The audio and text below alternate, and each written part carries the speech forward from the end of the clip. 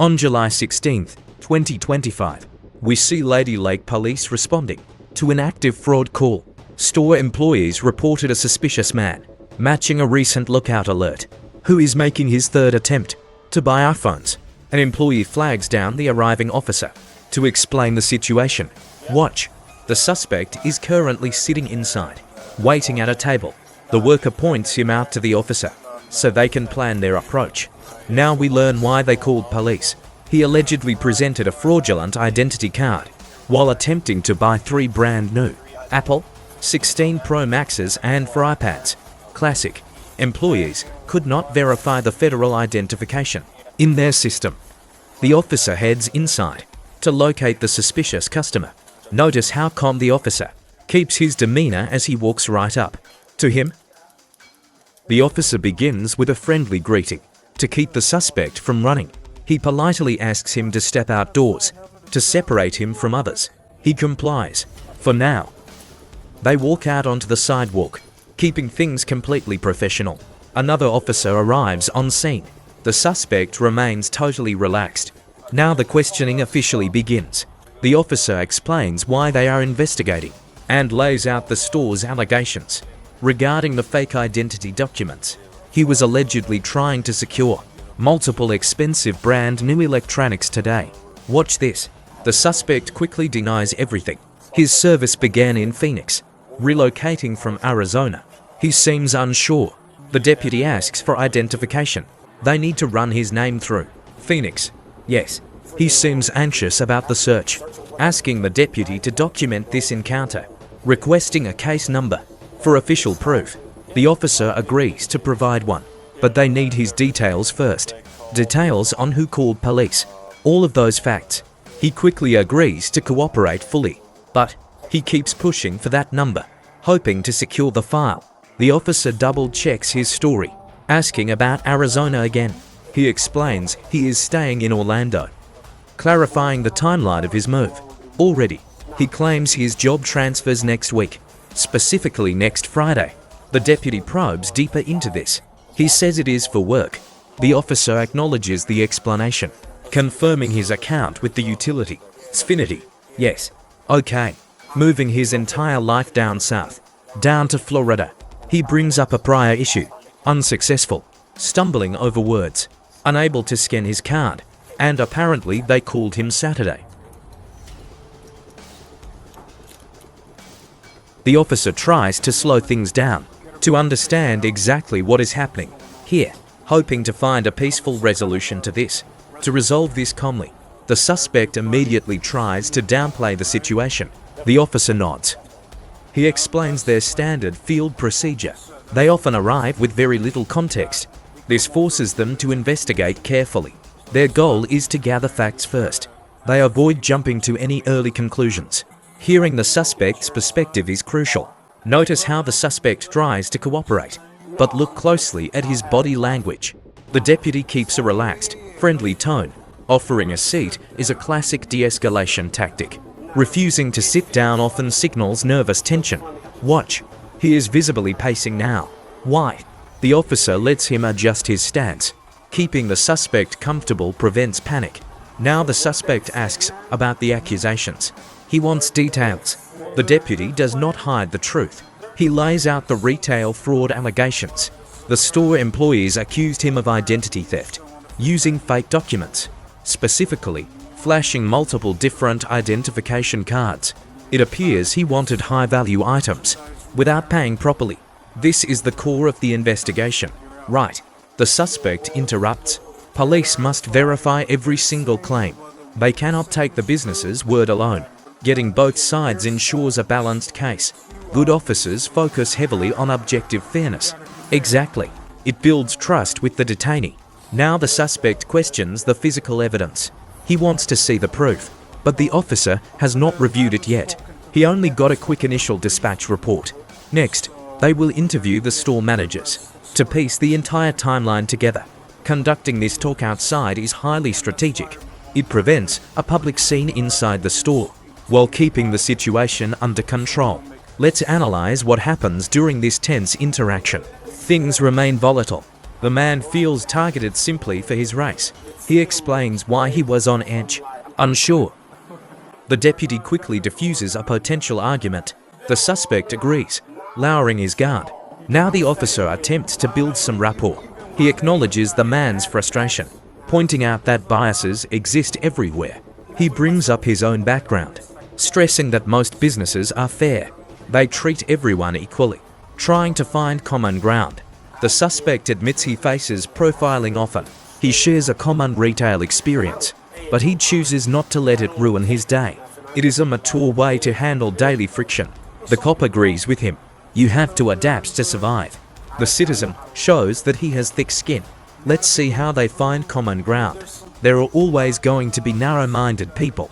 It is best to ignore their actions. Don't let them dictate your peace.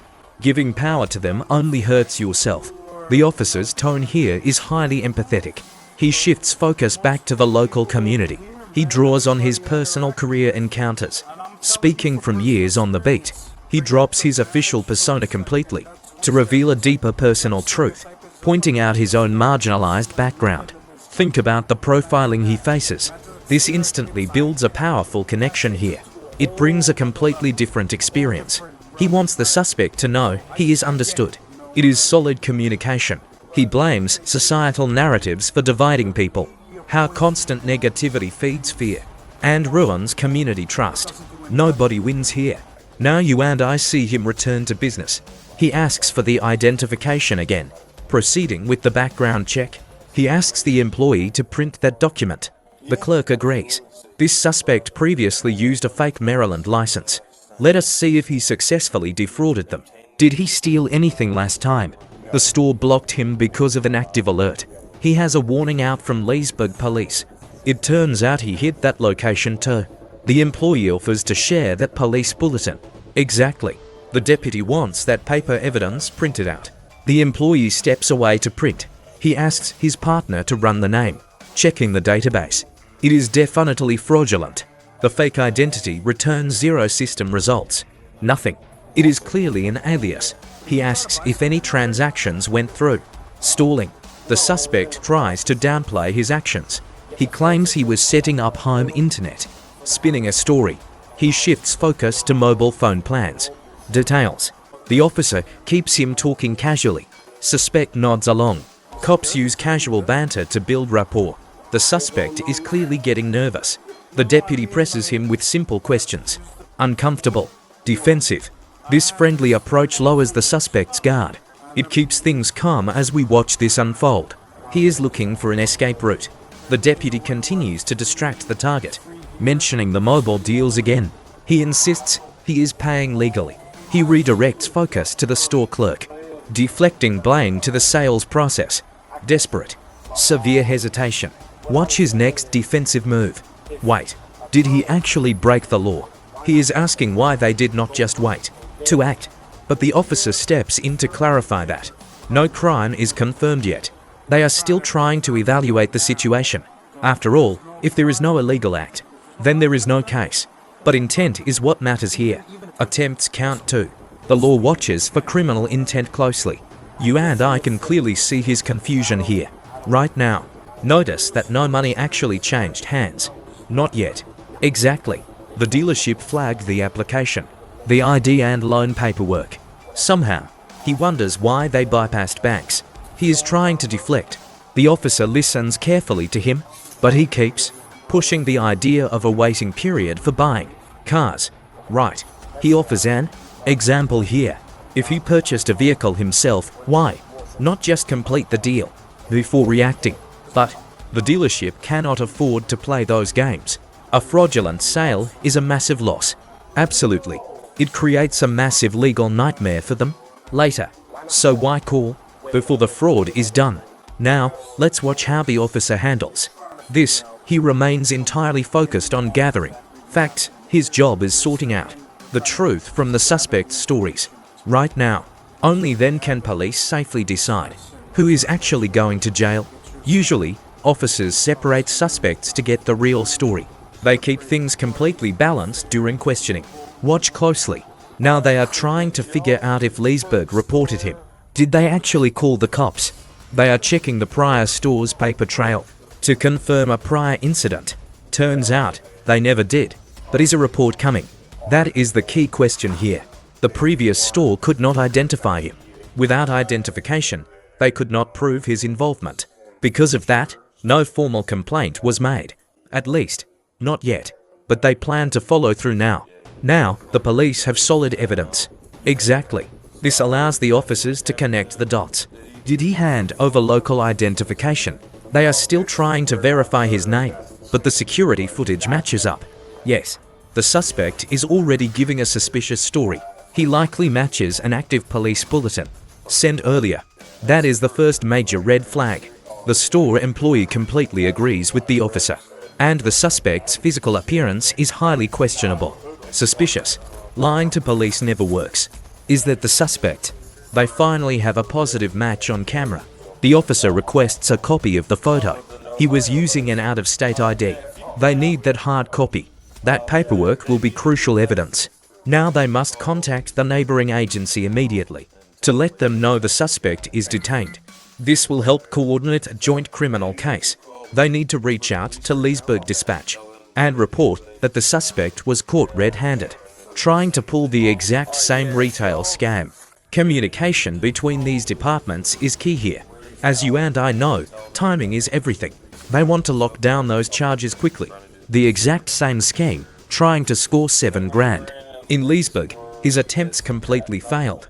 Yet, he still tried twice. That is his getaway vehicle. He does. He only targets active accounts. Every single item was brand new. Notice how he does not care about colors. He only wants the most expensive tech products, the highest tire. Classic behavior for quick resale value now. Officers are about to uncover his actual identity in seconds. The deputy steps in to take control. He is placing the suspect in handcuffs, officially detaining him on scene. The charges are fraud and false info, fake credentials.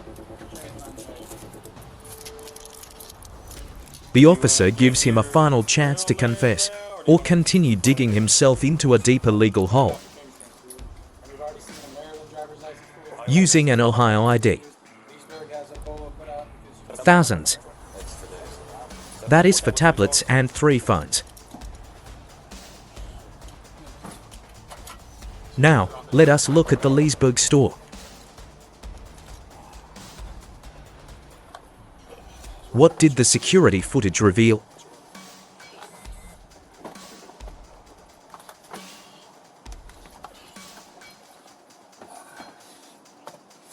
The deputy tries to keep him cooperative by offering him a more comfortable position inside the patrol vehicle. He lets the suspect sit sideways in back. They even turn on the air conditioning, keeping him cool. Did he succeed in any previous theft? During his last store visit, almost $7,000 in Leesburg. At that location, an active bolo alert stopped his last attempt. Employees blamed a computer issue to avoid a scene. Instead of running, he returned to the scene multiple times, showing an unbelievable lack of fear. Staff told him the target account was frozen. Yet 20 minutes later, he returned anyway. He walked right back in, demanding they unfreeze the fake account immediately. But this time, police were already waiting.